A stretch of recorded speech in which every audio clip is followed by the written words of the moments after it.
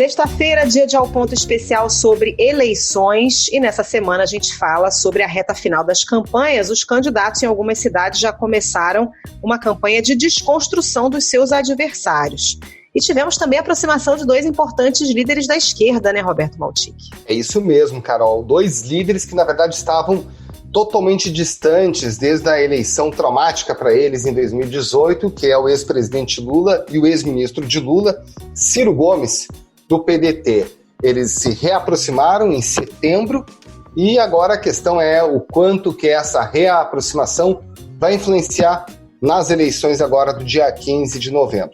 A gente também vai falar sobre uma outra aproximação. Finalmente, o presidente Jair Bolsonaro abraça de vez a candidatura de Marcelo Crivella depois de muita resistência. Ele estava focando muito em São Paulo e agora cai dentro da eleição no Rio de Janeiro. E a gente também vai fazer uma rápida passagem pelas capitais nas quais já há uma definição bastante clara sobre quem deve ser o candidato vitorioso na disputa. A gente apresenta os nossos comentaristas de sempre, o Thiago Prado, editor de País, e o Paulo Celso Pereira, editor executivo do Jornal Globo. Começando por você, Thiago.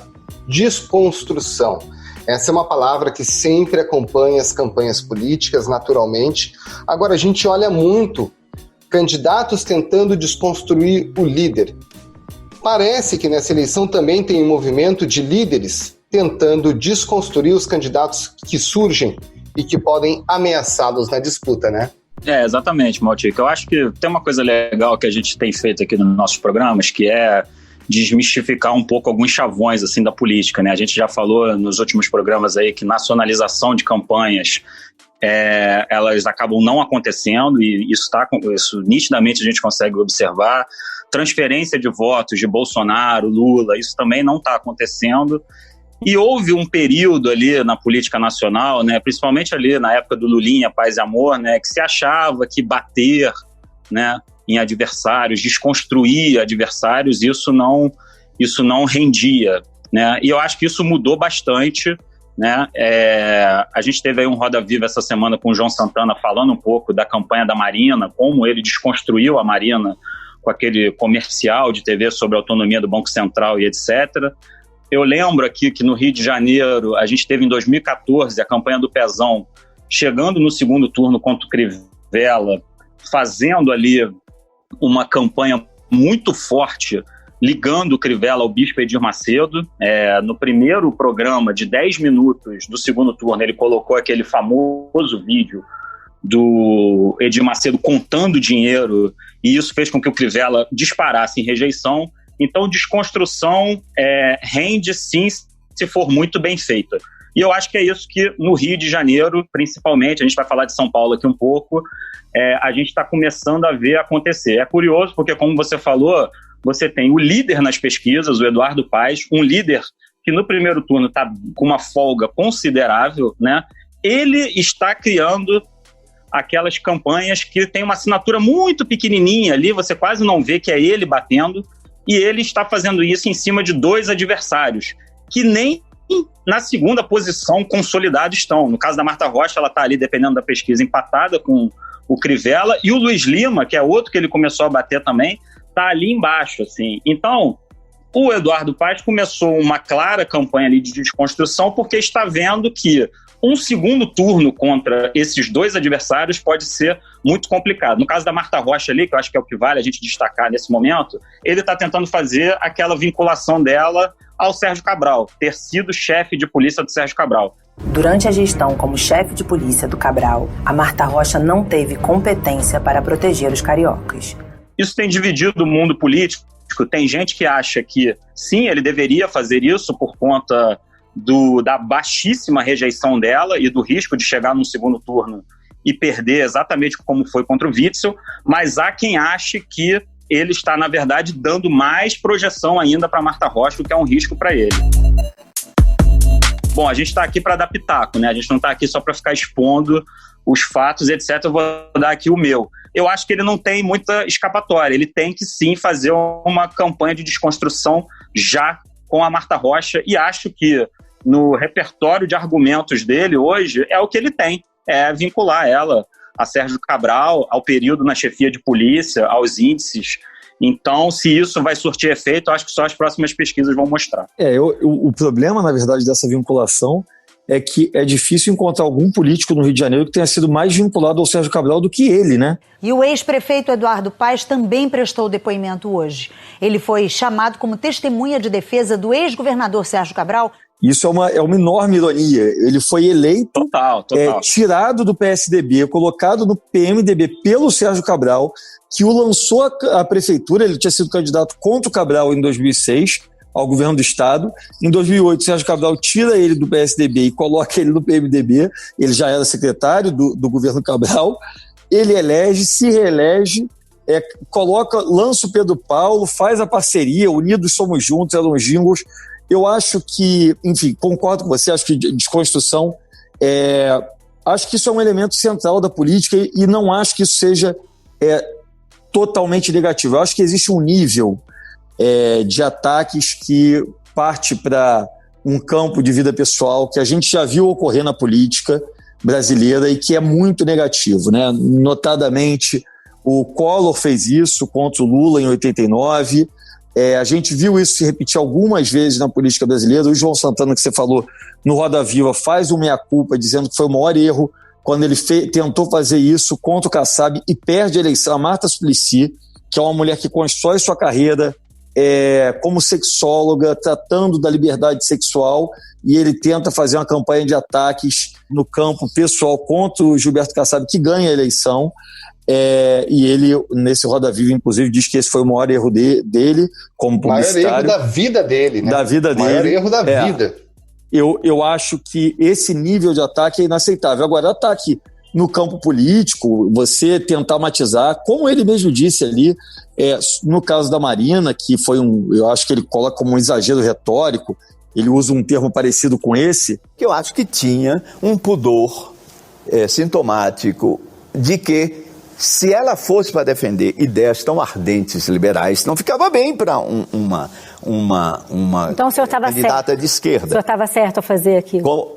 Eu faria de novo. Ela criou uma pós-verdade. E depois dizer que a campanha dela se destruiu por causa de um comercial. Pelo amor de Deus, que campanha é essa? Isso é da vida, na verdade.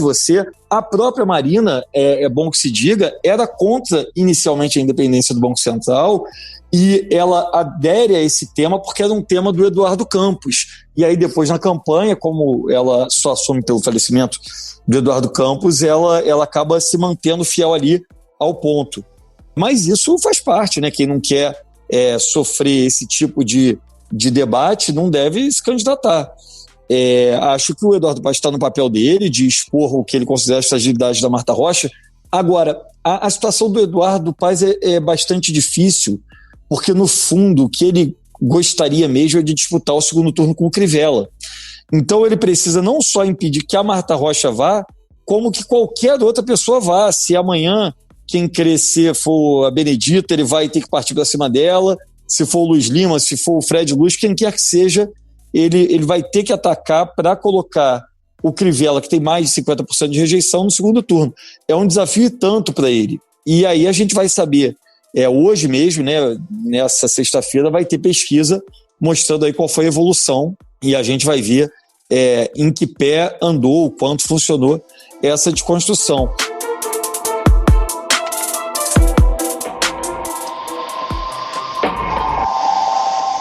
Agora, enquanto o Paes está apostando nessa desconstrução, Tiago, o Crivella também tem atacado os adversários, mas está apostando nessa reta final na presença do presidente Jair Bolsonaro, né? E utilizá-lo mais na campanha, diferentemente do Russomano em São Paulo. O Rio de Janeiro sempre é polêmico, né? Eu estou aqui com o Crivella, conheço ele há muito tempo, foi deputado federal comigo, depois foi ser senador, prefeito do Rio de Janeiro. Fico aqui com o Crivella, que não tenha muita polêmica, se você não quiser votar nele, fique tranquilo, tá certo? Não vamos criar polêmica, não vamos brigar entre nós por causa disso aí, porque eu respeito os seus candidatos também. O que o Crivella agora tenta fazer é não ser desconstruído. Esse que é o desafio dele, na verdade. E aí ele tenta se defender, se blindar de alguma forma com o Bolsonaro e uma série de deputados bolsonaristas que entraram de cabeça na campanha. E no caso da Marta Rocha, eu só queria fazer 2 observações. Acho que a Marta conseguiu até agora, e aí não sou só eu aqui dando meu pitaco, mas também, enfim, ouvindo muita gente. A campanha da Marta Rocha, ela é uma boa campanha de TV, as pessoas todas consideram isso, mas eu considero aqui, queria frisar aqui duas coisas que eu acho que ela deu uma pequena vacilada, mas confesso que acho que não seja nada muito relevante aqui para ela. Primeiro, é deixar circular a hipótese de Ciro Gomes ser secretário dela. Eu acho isso um desperdício para uma pessoa que tem uma rejeição tão baixa. Você corre o risco de importar e que não vai rejeição. Acontecer, né, Thiago? Você consegue imaginar o Ciro Gomes sendo secretário municipal do Rio de Janeiro? Não tem a menor chance, não vai acontecer. Pois é, e ela deixou isso circular. E isso, para mim, foi um erro estratégico. E a segunda coisa, a gente até brincou aqui um dia, né, falando dessa coisa dela ser de esquerda, de direita, e eu trouxe aqui a informação que ela, no início da campanha, queria ser chamada de progressista. No entanto, numa entrevista para a Folha, ela deu ali uma aspa dizendo que é uma delegada de esquerda. E eu acho que ela está ali com a impressão que ela precisa ter esse voto de Benedita, de Renata Souza, e não é por aí também. Eu acho que aí ela está subestimando o que é o segundo turno e que ela precisa talvez dar uma ampliada, assim.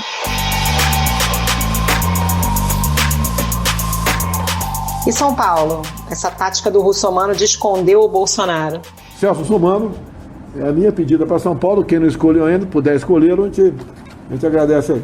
Eu acho que, assim, falando aqui do Russomano, a gente está publicando uma matéria hoje no Globo, falando aqui que eu acho que é justamente isso que o Maltic lembrou bem aqui no início, que é muito curioso, né? A gente está tendo pessoas que estão na ponta das pesquisas, batendo em quem está embaixo. Então, o Russomano, que por mais que tenha derretido, ele ainda continua se mantendo em segundo lugar. A gente está publicando uma matéria hoje que ele vai partir para cima do Boulos, que está em terceiro e que ele está sentindo que está chegando ali.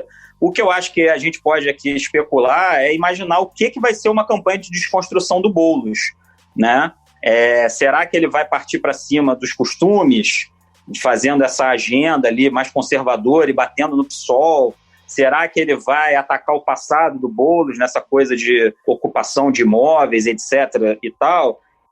Então eu fico aqui curioso para saber como vai ser a campanha de desconstrução, mas há um fato.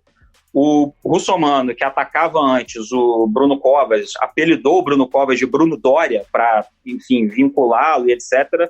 Esse Russomano está saindo de cena para atacar o Boulos, que está chegando ali na vice-liderança. O Russomano, na verdade, ele observa o que aconteceu com ele nas últimas eleições, em que ele derreteu em várias, e ele está tentando uma boia de salvação, qualquer que seja, né? Ele está tentando não desaparecer. Acho que ele tinha um patamar elevado, não acho que tenha sido um movimento inteligente no início. É claro que hoje falar é meio engenheiro de obra pronta, mas acho que você com um patamar elevado começar a se associar a alguém, no caso o presidente Bolsonaro, que tem uma rejeição elevada, ainda que tenha um certo nível de popularidade, numa eleição que tem muita gente do campo político do Bolsonaro, naturalmente esse voto do Bolsonaro não iria todo para ele, isso era claríssimo desde o início, já que tem vários candidatos do campo da direita na eleição de São Paulo. Eu acho que foi um erro, né? E inclusive com o histórico do Russomano, que não é ligado à direita, né? Acho que agora ele está tentando uma boia de salvação. O Boulos tem alguns elementos, como ele sempre foi um militante político, com muita publicidade da sua militância, né? Ele é o líder do movimento dos sem-teto, ele apoiava invasão de prédios que estavam abandonados. Eu acho que esse tipo de desconstrução pode funcionar. Eu acho que pode funcionar no sentido de... Eu acho difícil, sendo bem franco, o Boulos transbordar muito o eleitorado de esquerda. Eu não consigo ver o Boulos pegando em São Paulo um eleitorado de centro. Acho que ele tem uma agenda um tanto radical para São Paulo. Acho que sim, ele é um militante de esquerda e com muita relevância, né? Isso falando positivamente, mas que seus atos não são atos de centro, né? A invasão é um tema que não é de simples digestão para todos os campos políticos, né? Inclusive, sobre o tema da desconstrução, a gente conversou com o Maurício Moura, ele é o CEO da Ideia. Eles fazem análise das pesquisas de opinião, das pesquisas qualitativas, das pesquisas quantitativas, e a gente trouxe ele para o nosso podcast de hoje para responder a seguinte pergunta: como funciona na avaliação dele a desconstrução de candidatos quando ela parte daqueles candidatos que têm um alto índice de rejeição? Aí a gente vai ouvir a opinião dele sobre isso. Esse tema de desconstrução em campanha política é um tema muito polêmico, né? Porque não tem um estudo empírico que garanta que a desconstrução é que leva à vitória eleitoral na literatura. O que eu posso dizer é que países onde existe segundo turno, ou locais onde existe segundo turno, a polarização do segundo turno costuma levar a maior carga de desconstrução por parte das candidaturas. A efetividade disso, obviamente, depende do contexto, depende do local. O que a gente tem visto é que, obviamente, num cenário muito polarizado, a desconstrução, ela, na verdade, serve para ativar a base de eleitores mais do que para fazer alguém mudar de opinião.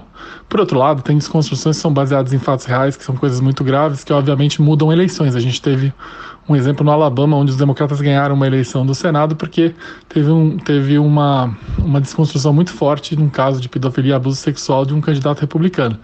Nesses casos, a desconstrução funciona bem. O que não tem funcionado, acho que até para o bem da democracia, são desconstruções totalmente baseadas em fake news.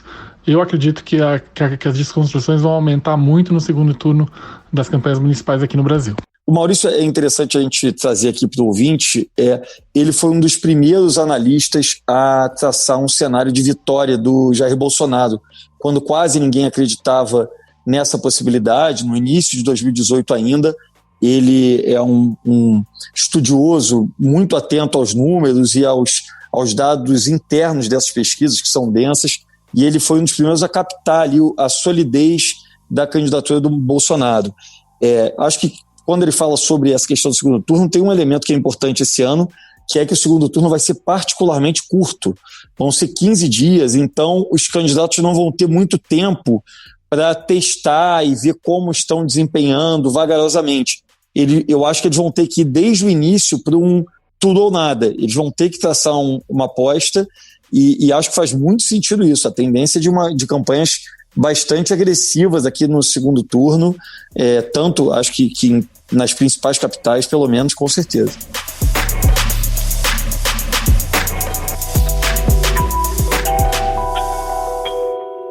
E vocês acham que essa aproximação Lula-Ciro, ela pode movimentar, por exemplo, a candidatura do Tato? Como é que ela atua agora nessa eleição? Eu acho que não atua, na verdade. Acho que não.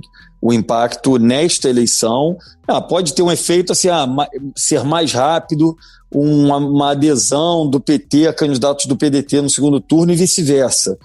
Mas eu acho que não é eu acho que é um jogo que está começando a ser costurado com impacto para 2022. Mas acho que o âmbito da influência nessa eleição é local. Por exemplo, se a Benedita indicar apoio a Marta Rocha no segundo turno, ou vice-versa. Nesse sentido, eu acho que pode ter alguma influência. E assim em outros estados. Mas não acho que seja o Ciro ou o Lula. Eu também sou da opinião, acho que não muda nada para a eleição municipal. Chama a atenção que Ciro e Lula tenham demorado tanto para fazer esse movimento, algo que estava sendo martelado por Flávio Dino, uma porção de gente na esquerda dizendo que isso era o óbvio, né? Esse cessar-fogo aí de ambos. Chama a atenção que eles tenham demorado tanto, e aí a gente, enfim, fez um levantamento até hoje. São muitos os lugares no Brasil que PT e PDT agora são rivais.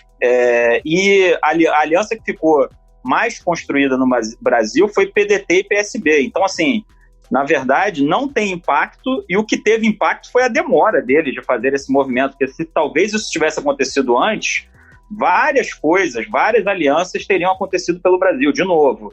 Não haveria uma transferência de votos Ciro e Lula para esses candidatos, etc., mas você teria candidaturas mais robustas, com mais tempo de TV, com mais dinheiro do fundo partidário. E a outra coisa que eu queria comentar é que o João Santana, nessa entrevista, que eu acho que foi um fato político relevante da semana, a entrevista do João Santana no Roda Viva, ele brincou que uma chapa ideal seria Ciro e Lula. em 22. Bom, primeiro que essa ele nem chapa... brincou, eu acho que ele falou sério, Thiago. O melhor, sabe o quê?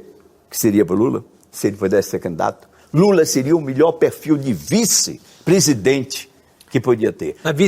Imitar... Vice do Ciro, é isso? É impossível ser isso. Seria o melhor. Essa chapa seria imbatível. Vamos imaginar, né, projetar aqui que fosse possível. Há uma distância gigantesca entre o Ciro Gomes e o Lula sentarem para uma conversa e pararem de bater um no outro, e essa possibilidade que foi, né, o que o João Santana descreve, que foi a saída da Argentina, né, com a Cristina Kirchner, de alguma forma, disso acontecer aqui no Brasil. Nossa, aí tem tanta coisa. Hoje a Gleisi Hoffmann bateu nessa coisa do Ciro, dizendo que o Ciro tem que pedir desculpa. Há tanta mágoa, há tanta resistência para isso acontecer. Então, acho que tem muita água para rolar. Foi isso que o PC falou ali. Quer dizer, eleição de 2020, esquece, não tem a mínima influência.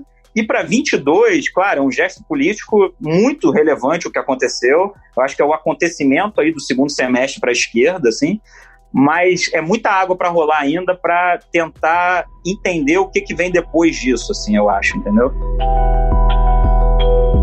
Sobre essa demora deles, eu acho que eles exageraram muito nos adjetivos. O nível da crítica feita pelo Ciro ao Lula e depois do Lula ao Ciro e as traições que ocorreram foram tão profundas que foi difícil para eles fazer essa reaproximação. Não deve ter sido nada fácil. Eu acho que isso explica um pouco a demora. Bom, vamos falar das cidades onde o cenário já está praticamente definido. Tem algumas aí, né, Paulo Celso? Eu acho que tem algumas capitais que chamam a atenção o tamanho da vantagem de alguns candidatos, né? Bem, primeiro Belo Horizonte, né? Belo Horizonte, o prefeito Alexandre Calil, é impressionante o nível de aprovação dele. Ele está com cerca de 60% de intenção de voto. Na primeira pesquisa, no dia 2 de outubro, Alexandre Calil, do PSD, tinha 58% das intenções de voto. Na segunda pesquisa, passou para 59%, agora está com 63%.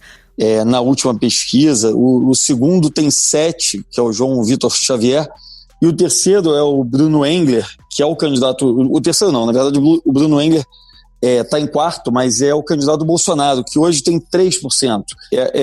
Esse desempenho do Calil realmente chama muita atenção. Agora tem outras cidades, né, outros favoritos aí, despontando o país afora. O prefeito Greca, em Curitiba, tem 46%, de acordo com a última pesquisa, enquanto o Francisquini, ex-deputado, foi um parlamentar com bastante exposição, na verdade, no mandato passado em Brasília, está com apenas 8%.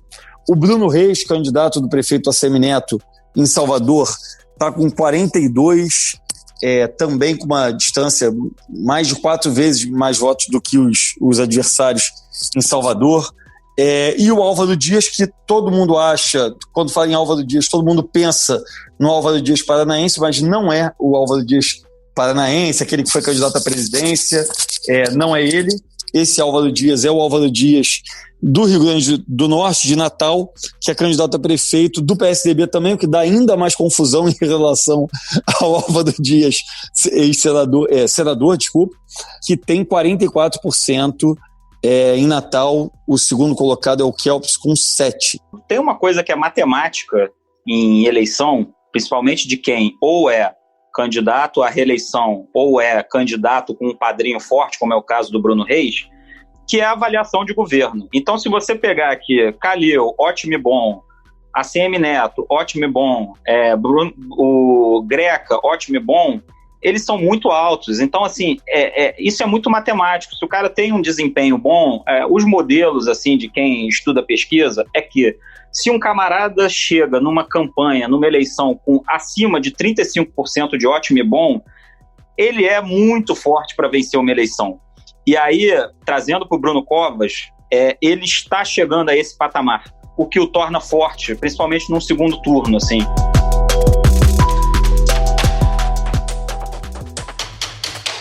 Do Partido Novo, hein, gente? Alguém anotou a placa do caminhão que atropelou? Porque o resultado é pífio, né? Nas cidades onde está participando. Eu acho que é pífio. Eu acho que, assim, a gente teve esse fenômeno Zema em 18. Agora, é um partido que vive um problema de identidade, assim, porque a gente já até fez algumas matérias que mostram que tem uma ala do partido que quer se opor ao Bolsonaro e tem uma ala do partido que quer apoiar o Bolsonaro, né? E principalmente ali na Câmara, tem uma ala do partido que é a favor das agendas bolsonaristas. Então, há um problema de identidade no partido e que eu acho que isso se reflete nas campanhas, assim. Então, Fred Luz no Rio ficou uma campanha meio sem identidade. Sabará em São Paulo, na verdade, sequer existiu como campanha. A Comissão de Ética do Partido Novo decidiu expulsar o candidato à Prefeitura de São Paulo, Felipe Sabará, por supostas inconsistências no currículo dele. Então, hoje, eu acho que o Novo vive esse dilema, assim, o que é o Novo agora? E aí eu acho que isso se reflete na performance. Eu acho que além disso, isso que o Thiago falou é muito interessante, porque quando o Novo surgiu na eleição passada, eu lembro que tinha uma piada no meio político que dizia que o Novo era do PSDB personalité. E quando ele chegou na Câmara e começou a votar tudo aliado ao governo, é interessante porque o Novo votava mais governista pró-Bolsonaro do que o PSL, que era dividido em relação ao governo. E aí o que se dizia é que, na verdade, houve uma confusão, que na verdade é do PSL personalité e não o PSDB. É um partido muito alinhado ao governo, e eu acho que tem uma dificuldade dessa agenda ultraliberal. Ela não é uma agenda de adesão massiva num país socialmente tão desigual quanto o Brasil. Eu acho que é uma agenda difícil. Eles achavam que faltava apenas alguém levantar essa agenda, e é muito interessante você ter um partido assumidamente liberal no Brasil, só que ele não é, ao mesmo tempo, um partido libertário, né? Porque muitos parlamentares são conservadores dos costumes, e aí acaba ficando uma coisa muito parecida com o que é o PSL, que é o maior partido da Câmara. Então eu acho que há de fato uma confusão de identidade. Me lembra um pouco o que acontece e aconteceu durante muitos anos com os partidos menores da esquerda, a dificuldade de você encontrar uma identidade própria diante do PT, que era o partido dominante. Eu acho que o Novo vive um pouco esse mesmo dilema que, por exemplo, o PCdoB vive em relação ao PT.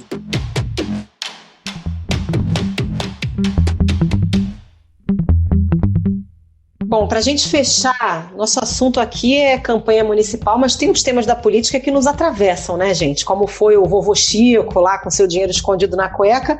O assunto da semana é a troca de farpas entre o ministro do Meio Ambiente e o presidente da Câmara, Rodrigo Maia, que foi chamado de nhonho. Agora o Salles diz que, que não foi ele que postou. Descemos a terceira série, né? Não é nem a quinta série. Mas é óbvio que chamou, né? Que me desculpe o ministro, mas eu acho essa história de que publicaram sem querer e aí depois cancela a conta, difícil de acreditar, né? Não, e assim, se invadiram a conta dele, ele tem que pedir investigação para a Polícia Federal. É uma coisa grave, né, gente? Alguém invadir a conta de um ministro de Estado. Não temos notícia de que ele tenha pedido para investigar essa invasão, né?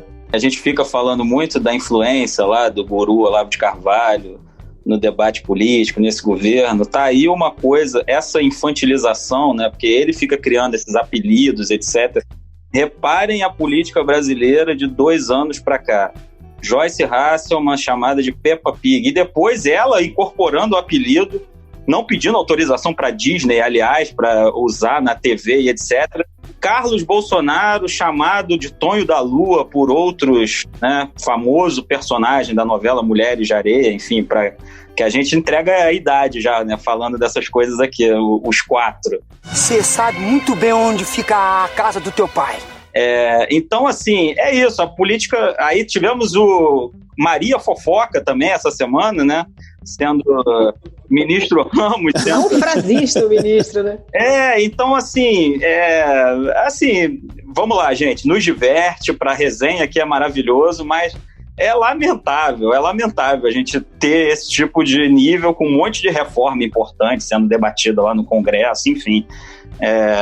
E eu acho que é um pouco isso, assim, o Olavo de Carvalho, essa coisa de ficar botando apelido em todo mundo, acho que incendiou a classe política para ficar fazendo esse besterol.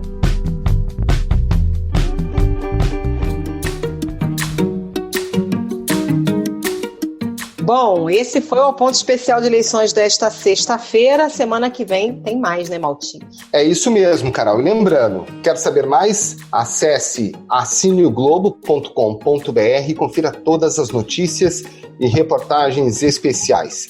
Thiago Prado, Paulo Celso Pereira, Carol, muito obrigado a todos, um abraço e até a semana que vem. Abraço, pessoal. Valeu, gente. Tchau, tchau. Tchau, gente. Até a próxima. Lembrando que a edição é do glorioso João Guilherme Lacerda.